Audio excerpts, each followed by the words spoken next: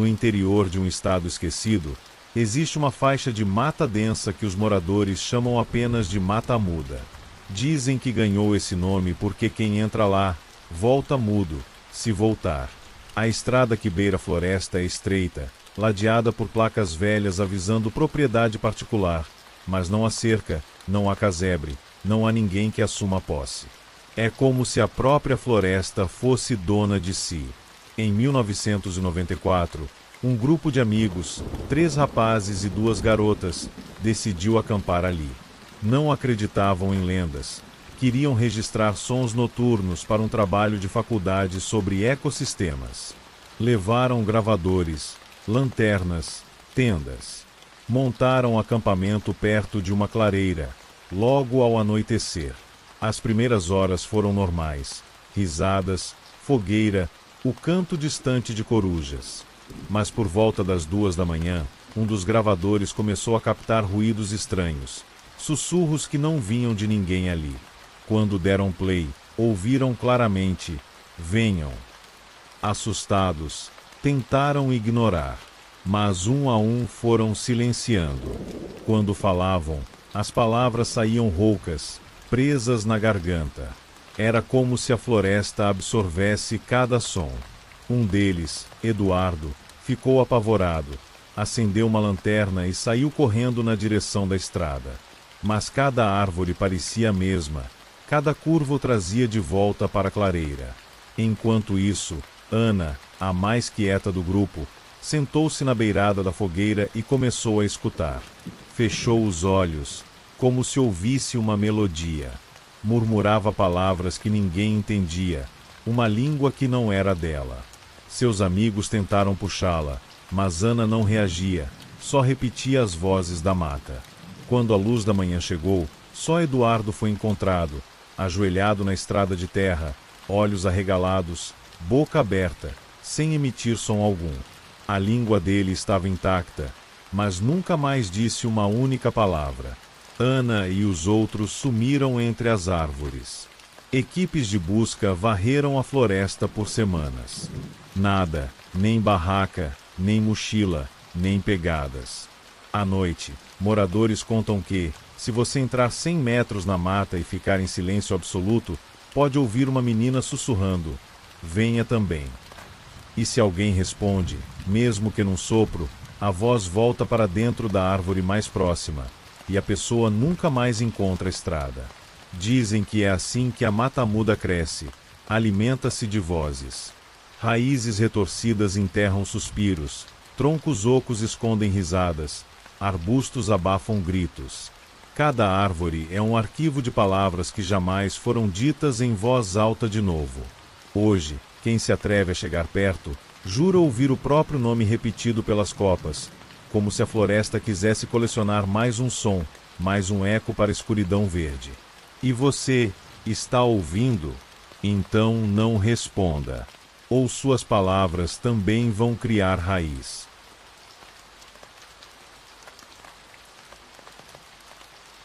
Na costa de uma península isolada, golpeada por ventos frios e marés traiçoeiras, ergue-se o farol do Vigia Branco, uma torre de pedra, tão antiga que ninguém sabe quem a construiu.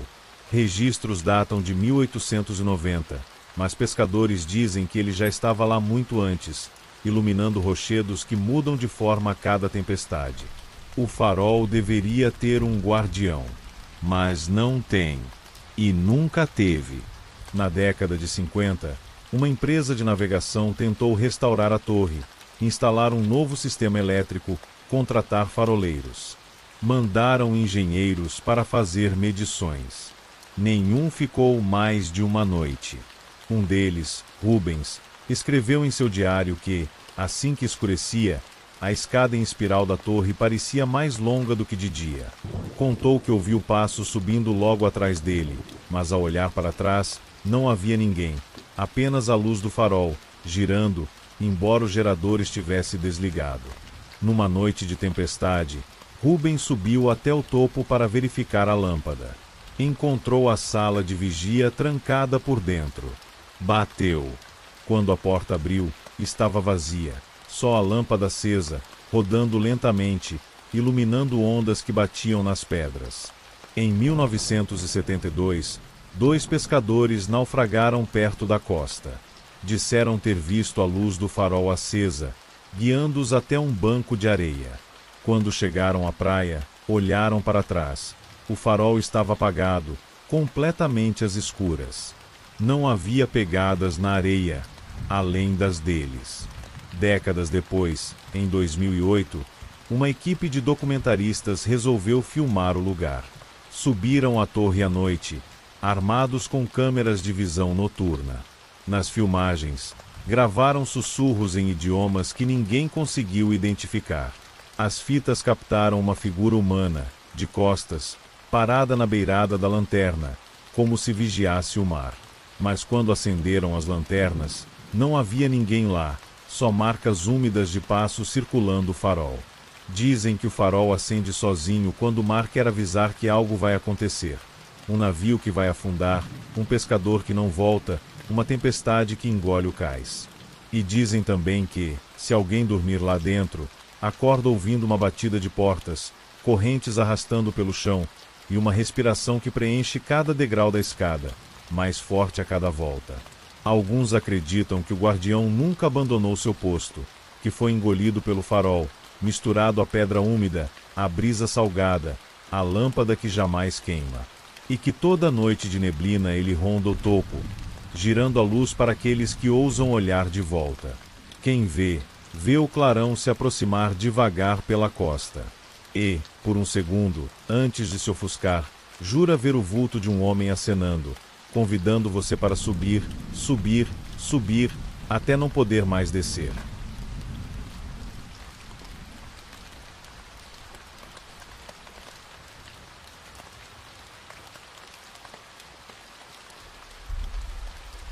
No subsolo de um hospital antigo, esquecido entre alas desativadas, existe uma sala sem janelas, iluminada por lâmpadas frias que piscam como olhos cansados. O necrotério central foi fechado em 1981, quando um surto de febre hemorrágica matou dezenas em poucos dias. O hospital continuou funcionando, mas o necrotério, ninguém quis mexer lá embaixo de novo.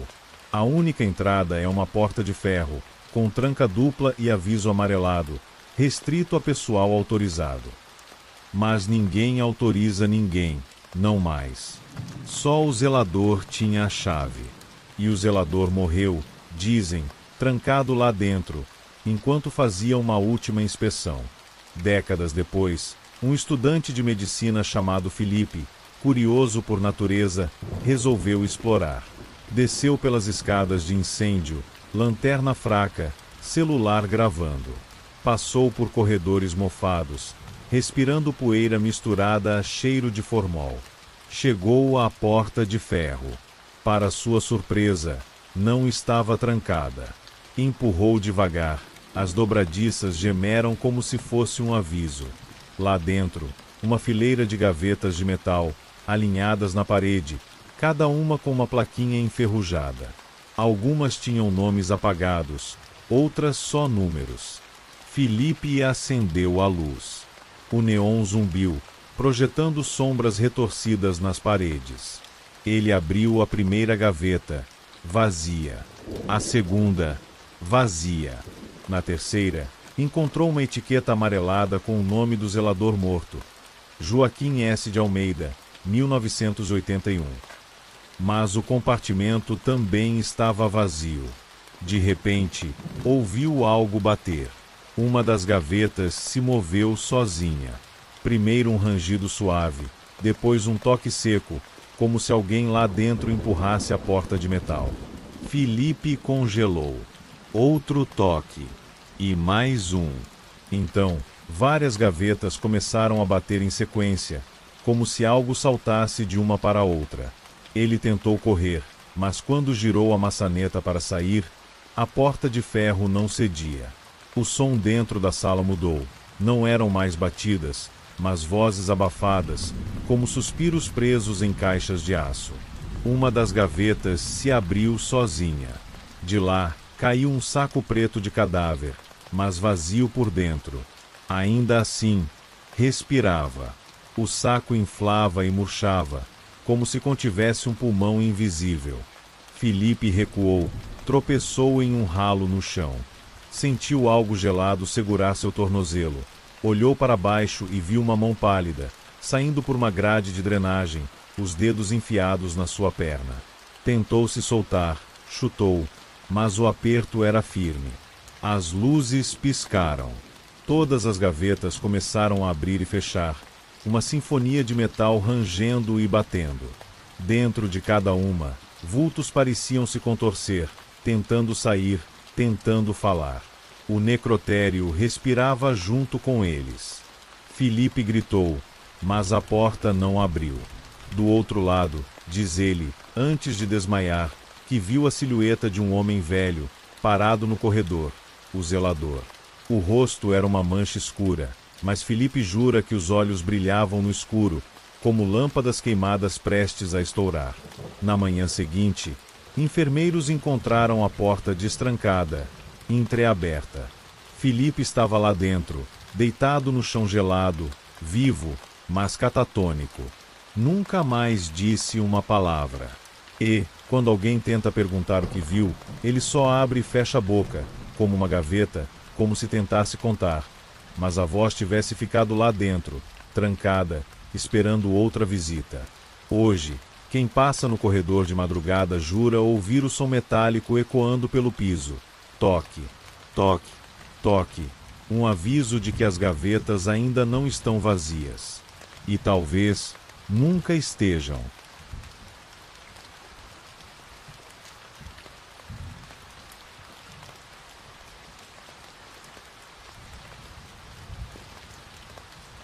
Na zona rural de um vilarejo perdido entre serras, existe uma fazenda abandonada que ninguém se atreve a comprar. Dizem que no centro do terreno há um poço antigo, tão fundo que a luz do sol jamais toca a água. Os antigos proprietários cobriram a boca do poço com tábuas grossas, pregadas com pregos enferrujados. Mas o vento, dizem, arranca as tábuas toda a lua cheia. Reza a lenda que quem olha para dentro do poço não vê apenas o reflexo na água, mas uma cena que ainda não aconteceu, o próprio velório. Em 1986, um homem chamado Dário herdou a fazenda do avô. Veio de longe, decidido a reconstruir tudo. Encontrou o casarão em ruínas, o matagal engolindo o curral. E, no centro do quintal, o poço, cercado de cercas improvisadas, tabuletas pregadas com frases religiosas. Deus te proteja do que há no fundo. Dário, homem de pouca fé, riu. Mandou os trabalhadores retirarem tudo, abriram o poço, jogaram cordas, baldes, mas ninguém quis chegar perto demais. À noite, bebendo na varanda, Dário sentiu algo chamando, um barulho de água pingando, pingando sem parar. Foi até lá, iluminou com a lanterna. Viu água parada, espelhando o rosto dele. Mas quando piscou, viu outra coisa. Ele mesmo, de terno preto, deitado num caixão aberto, flores murchas ao redor, velas escorrendo cera grossa. Ao fundo, sua mãe chorava, mas estava morta havia anos. Ao lado dela, a filha que ele nunca teve. E ainda assim, ela estava lá, chorando por ele. Dário recuou, tropeçou na borda, quase caiu. Nos dias seguintes, tentou fechar o poço de novo, mas cada tábua que pregava era arrancada pelo vento antes do amanhecer. Tentou deixar a fazenda, mas o carro não pegava, os pneus furados toda manhã. As noites se tornaram longas, porque o gotejar da água parecia uma voz: volte, olhe mais uma vez. Na terceira noite, ele bebeu até o chão balançar. Foi até o poço, segurou-se na borda, inclinou-se para dentro. Lá no fundo, viu o funeral de novo, mas agora era real. Sentiu o cheiro de flores podres, a brisa gelada da sala de velório. E alguém ao lado dele, uma criança que segurava sua mão, embora ele estivesse deitado, morto. Quando tentou recuar, escorregou. Caiu. O poço parecia engoli-lo, mas nunca o alcançava. Até hoje, quem mora na vila diz que, em madrugadas de lua cheia, Dá para ouvir alguém chamando do fundo, batendo levemente, como pregos na madeira de um caixão. Ninguém sabe ao certo quantas pessoas já olharam para dentro. Mas uma coisa é certa: todo enterro recente no vilarejo se parece exatamente com o que o poço mostrou antes. Mesmo que a pessoa não tivesse como saber que ia morrer. Hoje, o mato cobre tudo, mas o vento abre caminho até a boca do poço. Quem se aproxima escuta o gotejar. 1, 2, 3 pingos. E, se tiver coragem de olhar, talvez veja flores frescas, velas acesas, amigos que ainda respiram, tudo isso parado, esperando pelo dia certo em que o buraco se abre para engolir quem ousou espiar o fundo.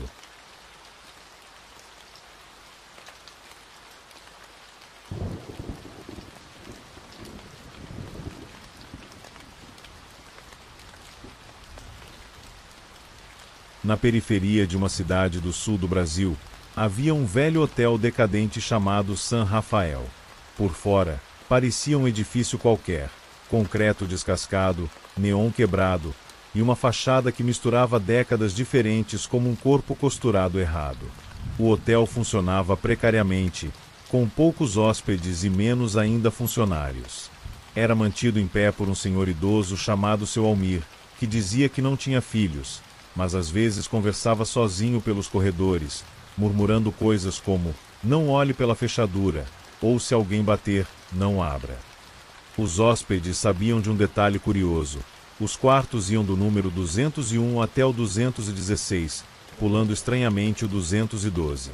Onde deveria haver o quarto 212, havia uma parede lisa e cinzenta, como se nunca tivesse existido uma porta ali. Curiosos perguntavam. Claro, Seu Almir sempre respondia o mesmo: "Já teve um 212, não tem mais, e é melhor assim". Mas, em abril de 2011, uma jovem chamada Nara se hospedou no hotel. Tinha vindo para um concurso público, mas seu voo atrasou, ela perdeu o check-in do lugar onde ficaria e acabou encontrando San Rafael por acaso. Era o único com vaga e preço acessível. Nara ficou no quarto 211. O quarto ao lado, supostamente o 213, estava trancado com correntes, como se ninguém entrasse há anos. E entre os dois, havia aquela parede lisa e úmida, o vazio do 212. Na primeira noite, ela ouviu passos dentro da parede. Passos lentos, rasposos, como se alguém deslizasse os pés em um chão de cimento. Achou que era imaginação, mas à meia-noite em ponto, a luz do abajur piscou 3 vezes e apagou sozinha. Quando se levantou para religar, percebeu algo assustador. Havia uma fresta na parede, pequena, como se um olho pudesse ser colocado ali, ou pior, como se algo pudesse ver de dentro para fora. Nara tapou com fita, moveu a cama de lugar, mas às 3 da manhã, um barulho de batida seca veio da direção da fresta. 3 batidas. Um intervalo. Mais 3. No dia seguinte, foi até Seu Almir e perguntou sobre o quarto 212. Ele ficou pálido, tremendo levemente, e disse: "Menina, se ouviu, ignora. A casa chama, e ela quer que respondam". Nara decidiu trocar de quarto, mas naquela noite algo mudou. A parede onde antes havia o vazio agora tinha uma porta. Ela era de madeira escura, envelhecida, sem número. O trinco era preto e torto, e exalava um cheiro de coisa molhada e podre. Tentou chamar Seu Almir, mas o saguão estava vazio. O hotel, todo ele, parecia deserto. Até a cidade parecia mais distante, abafada por um silêncio espesso, como se tivesse sido arrancada do mundo real. Nara tirou uma foto da porta com o celular, mas a imagem saiu distorcida, como se a lente não captasse a realidade daquele objeto. Na tela, ao invés de uma porta, apareciam dezenas de mãos, pressionadas contra uma parede de vidro invisível.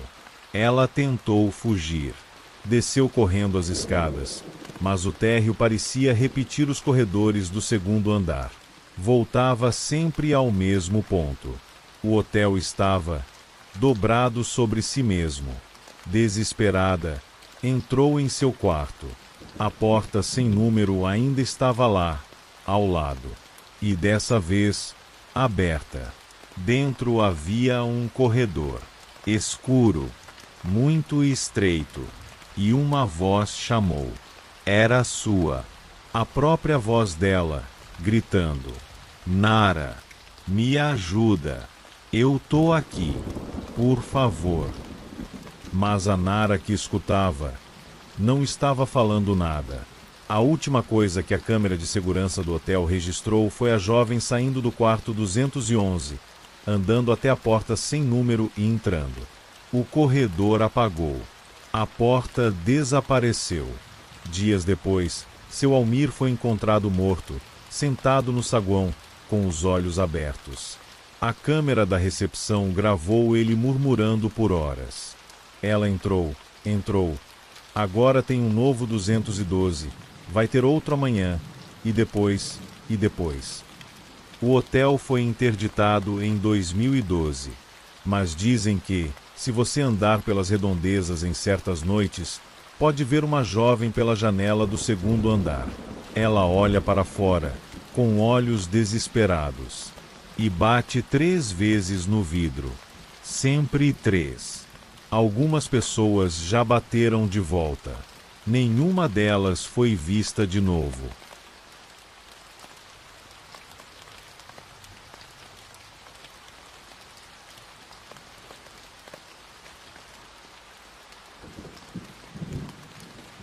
Em uma cidade antiga, quase esquecida pelos mapas, existe uma estação de trem desativada, conhecida como Estação Aurora.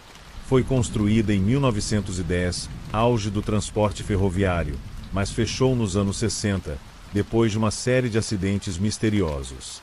Ainda hoje, a plataforma está de pé, cheia de rachaduras, bancos de madeira podres e trilhos que o mato quase engoliu.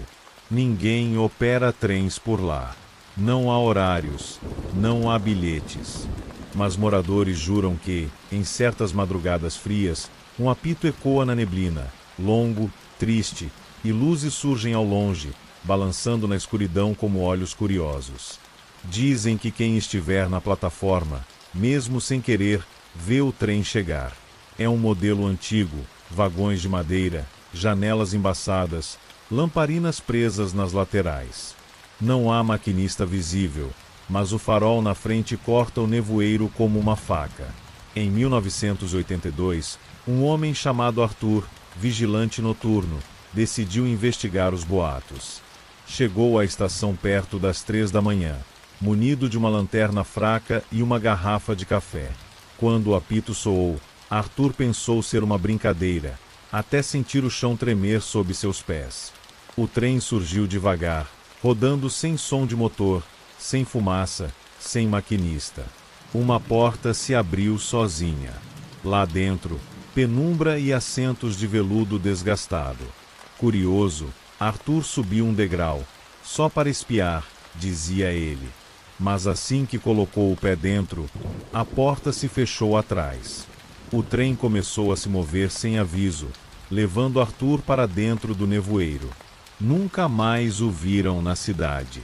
Dias depois, um mendigo que dormia perto dos trilhos contou ter visto rostos colados às janelas. Pessoas imóveis, olhando para fora, os olhos fundos, sem piscar.